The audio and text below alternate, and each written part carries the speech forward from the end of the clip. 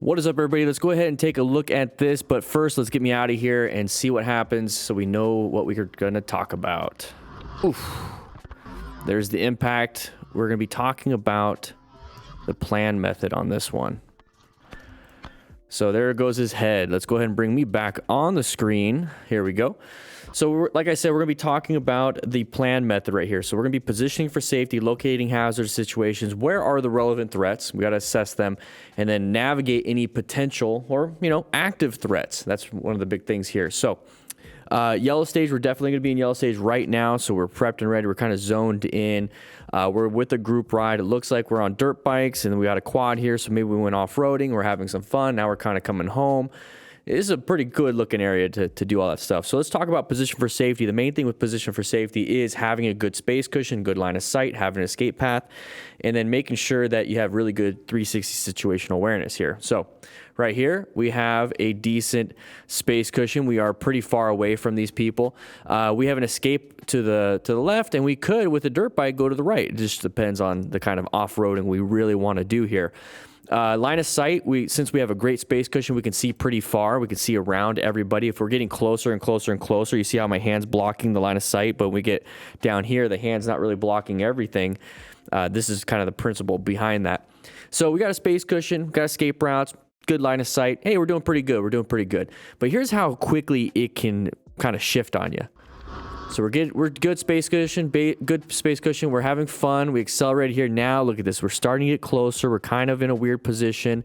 Nobody's really communicating with each other. This is why we use our cardos on our bikes and on our helmets, and we can talk to each other. We can say, hey, we're turning left here and everything. But when it comes to planning your ride, it's a constant rotation. We are repositioning for safety, relocating, reassessing, and if we have to, navigate the new stuff that's coming up. So now let's take a look at our space cushion.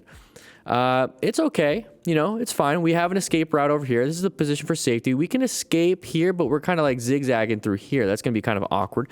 You see how it kind of changed up on us. So we can't use that one very often or that much. Line of sight, it's starting to get restricted, but still pretty good. And that's mainly because of our space cushion that we have going on. Whoa, we got up quick. So how come this guy's slowing down? Don't have brake lights on these bikes. This is one reason why when you're riding on the road, you should have some kind of light system, but obviously they're off-roading, don't have that. So now what do? We're in a position where we're catching up real quick to this guy, and obviously we know that we crashed into him. So here's our space cushion. Okay, remember to replan. Okay, we're positioned for safety. What can we do? We can escape this way, but he's turning this way. I can't do an arrow on the left side. It's pretty bad. Can't really do much because we're going to collide into this person right here doing that. So we might have to do this. Well, now we have this guy in our problem area, but we could still maybe make it, if he continues going this way. So we're kind of in a weird position now where we're going to have to make judgments really quickly, and this isn't a good situation at all. Our line of sight, okay, we could see pretty far. That's pretty good, but it's still not going to help us out when it comes to escape paths and space cushions. So when we talk about planning the ride, position is okay. Locating hazardous situations. What's a typical hazardous situation we have when it comes to riding a motorcycle? Well, what we have is an intersection. Okay, intersection. I don't see any sides of the vehicles here. I'm going to try to draw a vehicle real quick. Okay, we don't have any sides of the vehicles right here. We have this person wanting to turn. So intersections are going to be automatic orange stage. So what do we do when we go into orange stage? We're going to be prepped and ready, roll up the throttle to get that engine braking going. And then we're going to be able to apply some brakes or do some emergency swerving at the end. So when it comes to planning, we're locating the hazard. Position, locating it. We're assessing if any of this is a relevant threat. Well, we're getting close. Our space cushion has been demolished between everybody here. So yeah, this is kind of a relevant thing. We're assessing if it's really there, but then it turns into an active threat right here very quickly. Now, could we have slammed the brakes? Yeah, probably, but then we would have panic broke and then lost traction on the front tire because these are knobbies. You do see him applying some brakes right here. It's not going to do enough in this kind of situation. And then here's the impact. Very high impact. Thankfully, we got some gear going on, but take a look at this. This is where you want to maintain your space cushion. So position for safety is constantly going back to that. Maintain a good space cushion, maintain good line of sight, always keep at least one escape route so that you can actually get yourself out of here. So in this situation, if you had any type of communication, you can say, this person up here can say, hey, we're going to turn left, and we can maintain the space cushion the whole way doing that. So communication is a big one here. Positioning for safety so that you are not getting too close. Locating these hazardous situations are very important, but overall, he's doing the best he could, and this is why, as a smart rider, we are acquiring and using personal protective equipment. If anybody got severely injured, we're going to hopefully rescue these riders.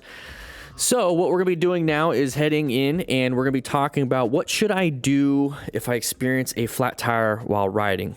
What should I do if I experience a flat tire while riding? Well, shoot, that sucks. You only have 2 of them. If your front tire is flat, all of a sudden it goes flat. Maybe you hit a speed bump, pothole, or whatever, and boom, it popped. Or it was just really low and you never checked it and it just got really low when you're riding. Okay, so what happens? Well, you're gonna start to get a really spongy front tire, and your steering and even your acceleration is gonna be kind of wonky, and you're really gonna feel it, especially if it's that front tire. You're really gonna feel it, and what you just need to do is roll off the throttle, utilize some of that back brake, because that front tire is not going to have that traction that it needs. It's going to have traction, but it's not going to have that stability it needs. That's what I'm trying to get at. So if you apply a lot of front brake, that's not going to be good.